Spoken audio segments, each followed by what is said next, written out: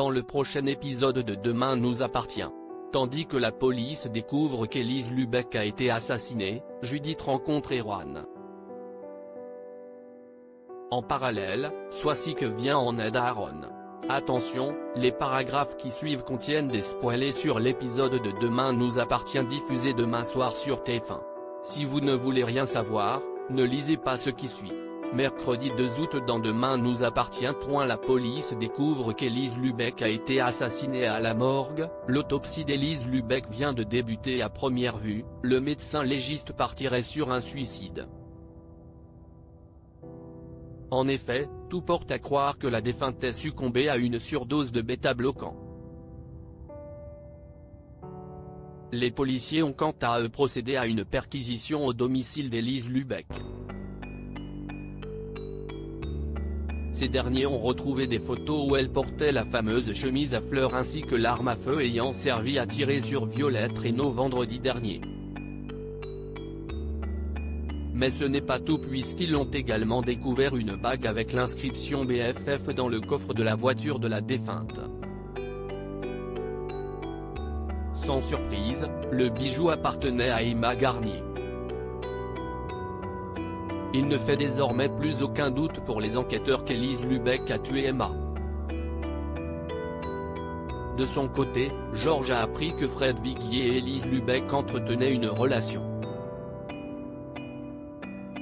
Karim se demande alors si Élise n'aurait pas cherché à se venger de la mort de l'homme qu'elle aimait. Il faut dire qu'à cette période, elle était convaincue que les Reynaud étaient à l'origine de la mort du pisciniste. Comme elle n'a pas eu le temps de se faire justice à l'époque, elle aurait attendu leur retour en France pour mettre son plan à exécution. Emma Garnier serait quant à elle une victime collatérale, surtout qu'avec Violette, elles font la même taille et ont la même silhouette. Sachant pertinemment que la police allait finir par lui tomber dessus, Élise Lubeck se serait ensuite donné la mort plutôt que d'aller en prison. Chez les Reynaud, Sarah informe Didier et Angélique qu'Élise Lubeck s'est suicidée. Elle leur apprend aussi que la défunte est responsable de la mort de la baby-sitter ainsi que des nombreux sabotages. Tandis que Didier fait comme si de rien n'était, Angélique regrette d'être revenue d'Australie car sans cela, Emma serait encore vivante aujourd'hui. Pour se changer les idées, Didier propose à toute la famille de déjeuner en ville. Au Spoon, l'ambiance est particulièrement tendue. Lorsqu'elle entend que Béatrice et Violette ont fait prendre à Enora son premier bain de mer, Roxane peine à cacher sa déception de ne pas avoir été là. Au cours de la discussion, Violette propose à Béatrice de venir s'installer au domaine afin d'être tous réunis. Mal à l'aise, Angélique et Didier acceptent pour faire plaisir à leur fille. Dans l'après-midi, Béatrice s'installe donc au domaine des Reynaud au grand dam de Didier. En effet, ce dernier lui en veut toujours pour la mort de son frère. Béatrice lui rappelle alors qu'il ne s'entendait plus avec lui et qu'il savait très bien qu'il la battait. Même s'il reconnaît que Guy faisait vivre un enfer à tout le monde, jamais il ne l'a soupçonné d'avoir levé la main sur elle. Béatrice tente bien d'expliquer qu'elle n'avait pas le choix, Didier lui reproche malgré tout de lui avoir enlevé son frère. Lorsque Béatrice indique qu'elle envisage de retourner s'installer chez sa fille, Didier rétorque que cela blesserait Violette. Au commissariat, Damien a reçu le rapport d'autopsie du médecin légiste concernant Élise Lubeck. En réalité, son suicide était une mise en scène. En effet, les ecchymoses relevées sur son corps révèlent que quelqu'un lui a violemment maintenu la tête pour la forcer à avaler les médicaments qui l'ont tuée. Pendant ce temps, Violette s'apprête à manger des cacahuètes lorsque Sarah l'en empêche. D'après elle, la jeune femme est allergique aux arachides depuis qu'elle est petite.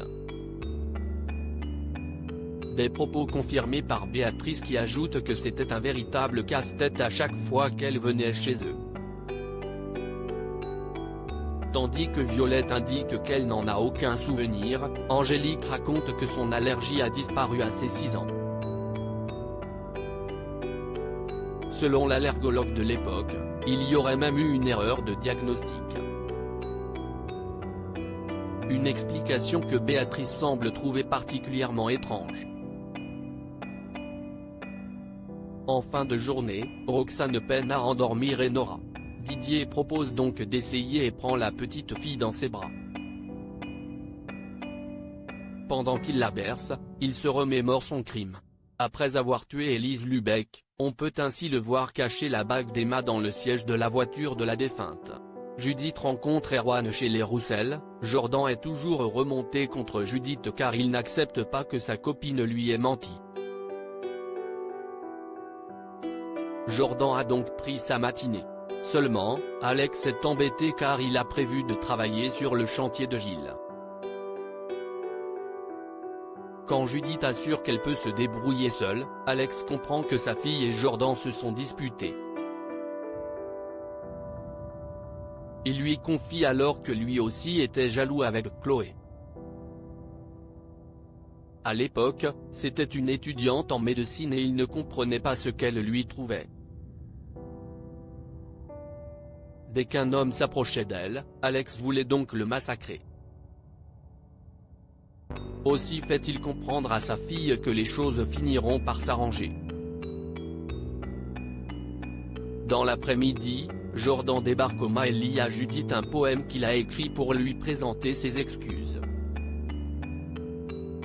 Une fois qu'il lui a demandé pardon, l'adolescent confie combien il a peur de la perdre. Judith promet alors de ne plus rien lui cacher s'il jure de lui faire confiance. Et de lui promettre ensuite qu'elle n'a pas l'intention d'aller voir ailleurs. Pour sceller sa réconciliation, le couple s'embrasse. Non loin de là, Erwan passe l'après-midi à la Paillote. Sous son charme, Launa tente d'engager la discussion mais le jeune homme déclare qu'il a rendez-vous avec une amie. C'est à ce moment-là que Judith débarque. Pour être plus tranquille, elle lui propose d'aller se balader sur la plage. Soit que vient en aide à Aaron. William et Aurore ont décidé d'organiser un barbecue avec des amis.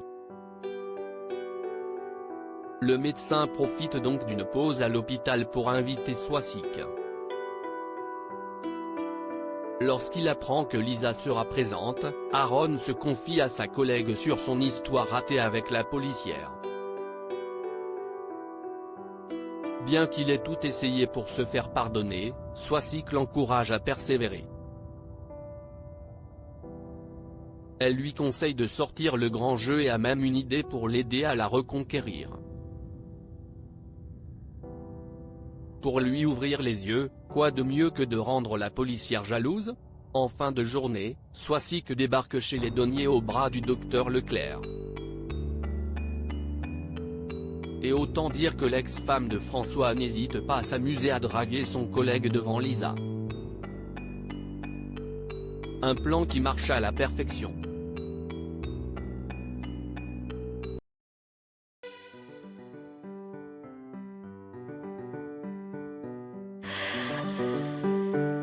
나